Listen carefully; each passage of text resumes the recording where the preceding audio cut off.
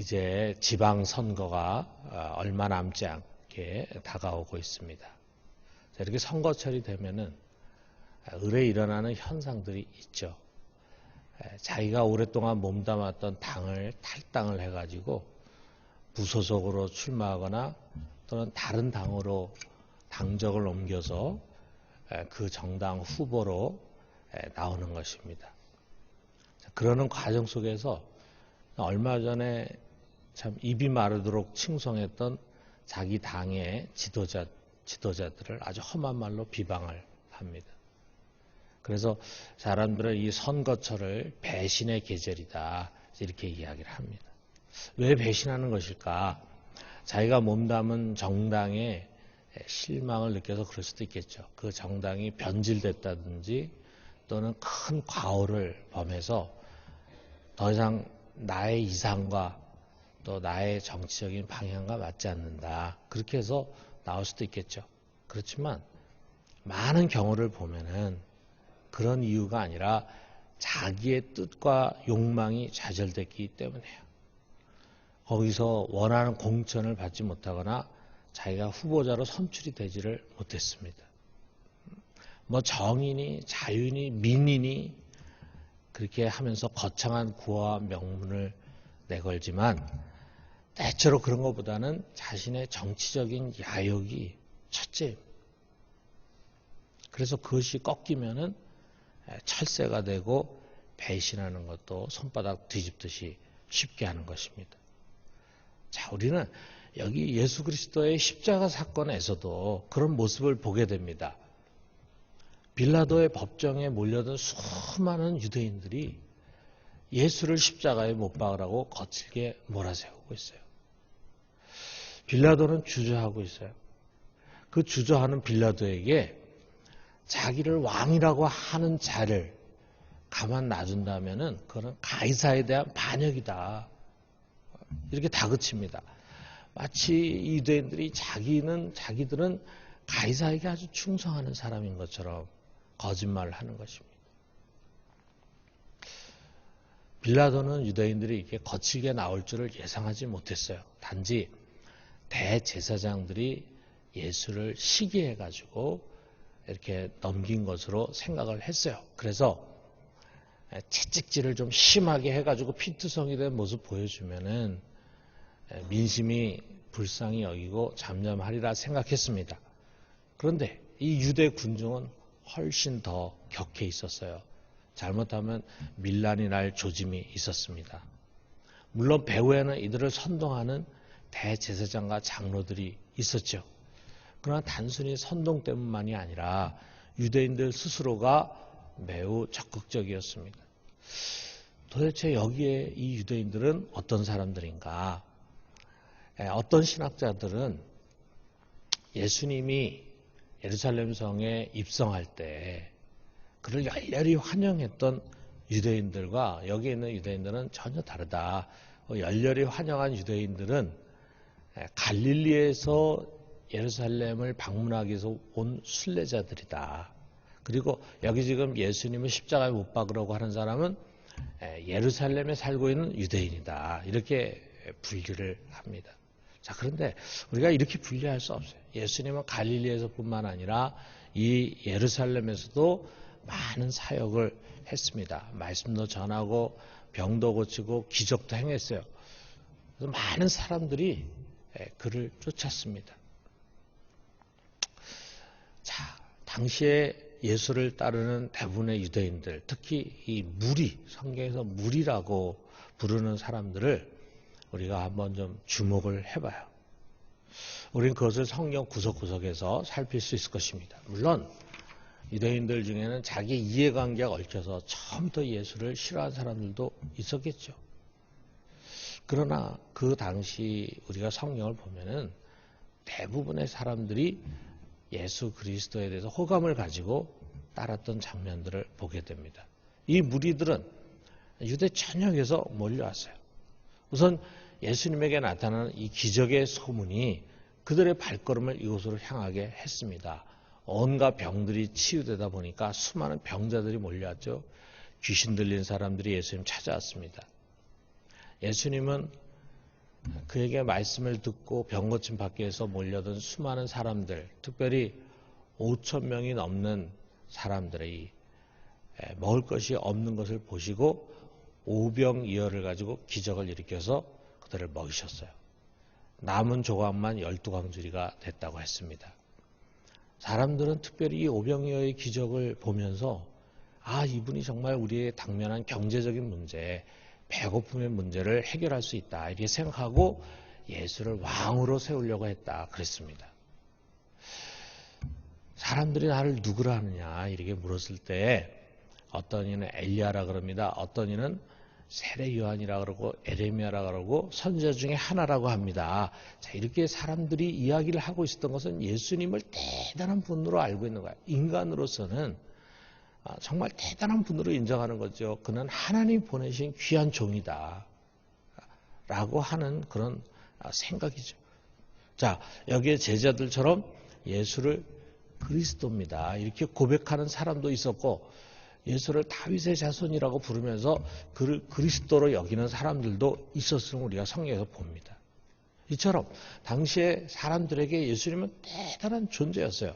그래서 그를 만나고 싶어하고 그 말씀을 듣기 위해서 또 온 유대 각처에서 그를 찾아왔습니다. 자, 여러분, 이들이 예수 그리스도에 대해서 갖는 기대는 동일한 것입니다. 그가 그들의 구원자가 되기를 갈망하는 거예요. 그들의 당면한 문제를 해결해 주기를 기대하는 거예요. 병자들은 병 낫기를 위해서 그를 만나고 싶어 합니다. 배고픈 사람들은 먹을 양식을 기대하면서 그에게 나아갑니다. 우리가 성경에 보니까 심지어는 유산 문제를 가지고 자기 형하고 다투는데 형이 너무 일방적으로 하고 자기 억울하니까 예수님께 와서 예수님 좀 중재 좀 해 주십시오. 이렇게 도움을 간청하는 사람도 있었어요. 또 많은 그 당시 유대인들에게는요, 예수님을 정치적인 메시아로 기대를 했습니다. 자, 그들이 지금 로마의 속국이 되어 있잖아요. 총독이 지배하고 있는 가운데 성경에 일일이 다 나오지는 않지만 얼마나 억울하고 답답하고 괴로운 일들이 많이 있었겠습니까? 우리가 일제 36년에 어떻게든지 일제 속박에서 벗어나려고 만세운동도 하고 독립운동도 하고 그러지 않았어요? 마찬가지였겠죠. 더더구나 이들은 선민 사상을 갖고 있는데 하나님의 백성이 이렇게 다른 이방 민족의 멍에 아래 있다는 것을 견딜 수 없었을 거라 이거예요. 그런데 예수님께서는 정말 온갖 기적을 행하시는 거예요. 성경 속에 그런 다양한 기적들이 소개되고 있잖아요. 온갖 기적을 행하시는 능력 있는 분으로 그들의 눈에 보여졌어요. 그리고 그야말로 민심을 휘하지 않는 카리스마가 그에게는 있었습니다. 단순히 능력만이 아니라 사람을 감동시키는 언변도 있었죠. 자, 이런 모든 것들을 보면서 많은 사람들이 예수를 그들로 하여금 로마의 속박과 굴레에서 해방시키고 옛날 다윗과 솔로몬의 영광을 재현할 수 있는 분으로 기대했어요. 다시 말하면 예수를 찾아온 대부분의 사람들은 현실의 복을 구한 사람들입니다. 그들의 관심은 영원하고 본질적인 것에 있는 것이 아니에요. 당장 먹고 마시고 병 낫고 자유를 얻는 여기에 있었습니다. 다시 말하면 그들의 소망은 보이는 데 있었다. 그리고 그것을 주님이 충족시켜 주기를 기대했습니다. 자, 이것이 가장 첨예하게 나타나는 사건인데 그것이 뭐냐면 우리가 요한복음 강해 때 같이 말씀을 나눴는데 오병이어의 기적이 벌어지고 난 다음에 사람들이 너무 놀라고 충격을 받고 도전을 받아가지고 예수님을 찾습니다. 특별히 많은 사람들이 그날 이렇게 막 정말 배 터지게 마음껏 먹었던 것이 생각이 나가지고 또 배부르게 먹고 싶은 그런 마음에서 예수님 찾아왔어요. 그런 유대인들에게 주님은 뭐라고 말씀하시냐면 사람을 살리는 것은 영이니 육은 무익하다. 너희들이 기껏해야 보리떡 5개 물고기 2마리 가지고 일으킨 기적으로 배불리 먹은 것을 가지고 나를 찾아왔는데 너희가 나를 찾은 것은 떡을 먹고 배부른 까닭이다. 이적을 본 것이 아니라 떡을 먹고 배부른 것 때문에 왔는데 썩은 양식을 위하여 일하지 말고 영생을 줄 양식을 위해서 일해라. 이렇게 책망하시면서 영적인 이야기를 주십니다. 자신이 생명의 떡이다 말씀하신 거예요. 요한복음 6장 47절에 48절에 보니까 진실로 진실로 너에게 이르노니 믿는 자는 영생을 가졌나니 내가 곧 생명의 떡이라. 영생을 그들 속에 이야기를 합니다.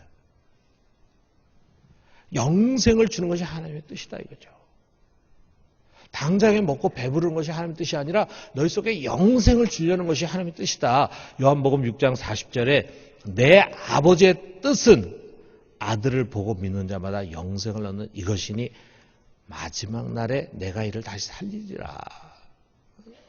왜 하나님이 아들을 보내셨느냐? 그 아들을 통해서 기적을 일으켜가지고 너희가 당면한 그런 문제들, 인생의 문제들 해결해 주는 게 목적이 아니라 그 아들을 보고 믿는 자마다 영생을 얻게 하는 것이다. 그래서 마지막 날에 내가 다시 부활시킬 것이다. 이게 아버지의 뜻이라 이거예요. 자, 그런데 이런 가르침이 그를 찾는 유대인들과 제자들에게 걸림돌이 되는 거예요. 지금 당장 배가 고파가지고 떡 먹을 생각으로 꽉 차 있어요. 그런 사람들에게 뭐 영이니 영생이니 이게 어려운 말씀으로 느껴지는 거예요. 무슨 철학적인 말씀처럼 생각이 되고 딴 나라 이야기처럼 생각이 되니까 와, 이 말씀 어렵도다. 그러면서 고개를 가로젓고 많은 사람들, 거의 대부분의 사람들이 예수를 떠났다 그랬어요. 예수는 그들이 원하는 답이 아니었습니다. 핀트가 달랐어요. 오히려 자신을 하늘에서 내려온 산떡이다 라고 하는 예수가 이상하게 생각이 되고 위험하다는 생각이 드는 거예요. 성경에 보니까 그들은 다시는 예수 함께하지 않았다. 마음이 다친 거예요. 마음이 다친 그들은 예수님께 등을 돌렸습니다. 우리는 이 사건 속에서 예수를 따르는 무리들의 문제를 읽게 됩니다. 그들은 한마디로 이 세상에서 잘 살고 싶은 사람들이에요. 이 세상에서의 육신의 결핍, 욕망, 꿈이 가장 중요해서요. 보이는 소망인 사람들입니다. 그런데 예수님은 영을 말하고 있고 영원한 저 세상을 말하고 있어요. 보이는 소망이 아니고 소망은 보이지 않는 것을 바라는 것이다 라고 말합니다. 무리는 실망합니다. 그 실망은 분노로 변합니다. 그 분노는 증오로 바뀝니다. 그 증오가 예수님을 죽이는 것입니다. 여러분, 예수님을 죽인 유대인들, 예수님을 십자가에 못 박으라고 하는 유대인들은 특별한 사람들이 아니에요. 그냥 우리들입니다. 우리들. 세상의 모든 평범한 사람들입니다. 여러분, 이 세상에 사는 사람들이 가장 좋아하는 종교는 어떤 종교냐? 현세적인 종교입니다. 가장 대표적인 것이 구약의 바알 신앙이잖아요. 여러분, 바알 신앙은 아주 단순합니다. 무슨 우리 여호와 신앙처럼 말씀이 있고 복잡한 거 아니에요. 바알 신앙 아주 단순합니다. 바알을 잘 섬기면 농사도 잘 돼서 풍년이 되고 형통하고 자식도 많이 낳고 아들도 많이 낳는다. 그런 믿음이에요. 샤머니즘 역시 마찬가지입니다. 우리 아시아와 시베리아 심지어는 아프리카까지 널리 퍼져 있는 샤머니즘. 샤머니즘 무슨 복잡한 말씀이 있는 거 아니에요. 그냥 천지신명께 복을 비는 지극히 현세적인 종교입니다. 그리고 이런 현세적인 신앙이 기독교의 옷을 입은 것이 바로 기복신앙입니다. 기복신앙. 오늘 한국 교회는 기복신앙에 너무 깊이 물들어 있어요. 예수를 잘 믿으면 복을 받는다. 이것입니다. 자, 그런데 그 복이 산상수훈에서 예수님 말씀하시는 팔복이라면 그건 기복신앙이 아니에요. 예수님도 복 있는 자에 대해서 이야기하셨어요. 성경도 수많은 복을 말하고 있습니다.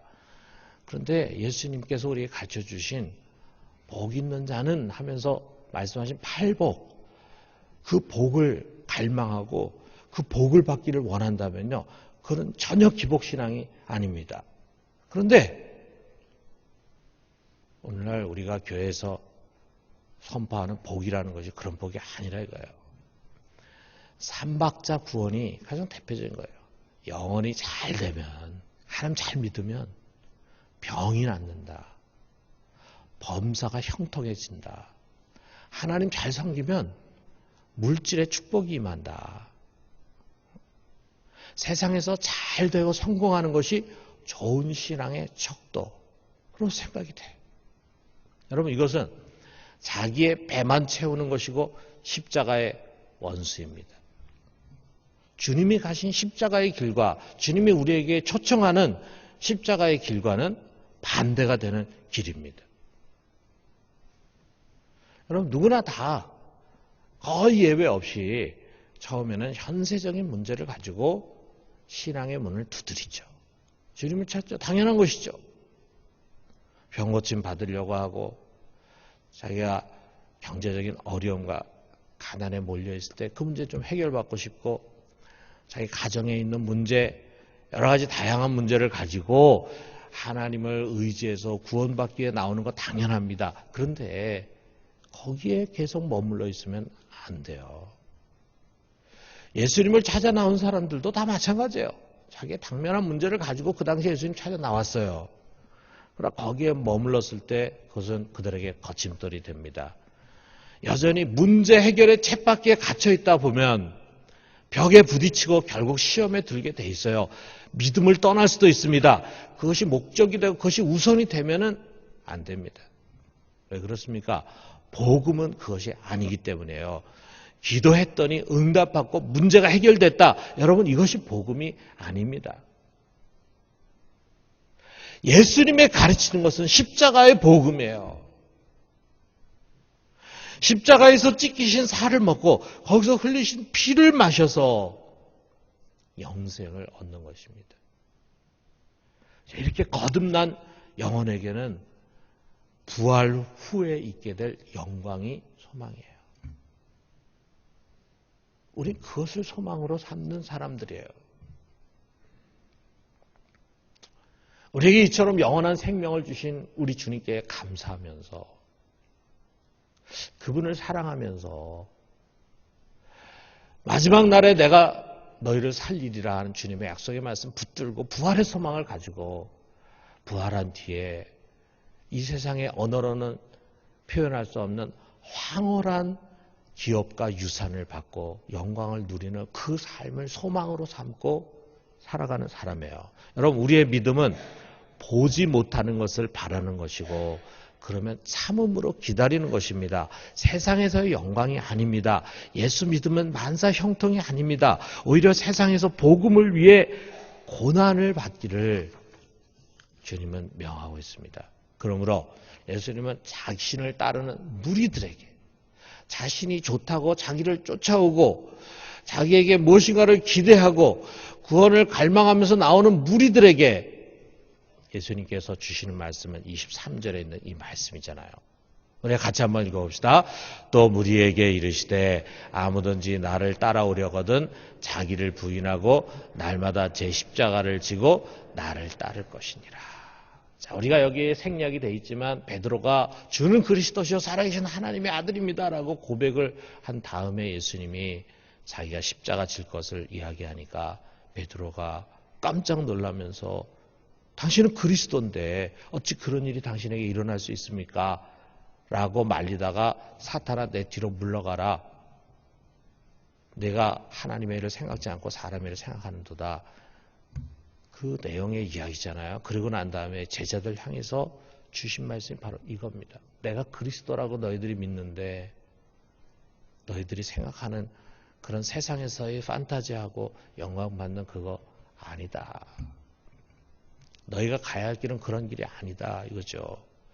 나를 따르라. 이 말은 나의 제자가 되라. 제자로 초청하는 것입니다. 현세적인 축복을 쫓아가는 무리로 머무르지 말고 나를 따라서 제자의 자리로 나오라. 그리고 나를 따르려면 자기를 부인해라. 욕망을 채우려고 하지 말고 욕망을 내려놔라. 그게 신앙이다. 하나님의 도움으로 내 욕망을 채우는 체험을 하는 것이 신앙이 아니라 하나님을 만남으로 내 욕망을 내려놓는 것이 그 신앙이다. 더 많은 것을 소유하려고 하지 말고 가진 것에 만족해라. 쉽게 사는 길을 택하려고 하지 말고 의미 있게 사는 길을 택해라. 고난이 없는 편안한 삶을 추구하지 말고 복음을 위해서, 의를 위해서 십자가를 져라. 이것을 명하십니다. 사랑하는 성도 여러분, 우리의 신앙은 십자가 신앙입니다. 십자가의 원수로 살고 십자가를 거스르며 사는 것이 아니라 십자가의 길을 가는 우리 모두가 되기를 주님의 이름으로 축원합니다.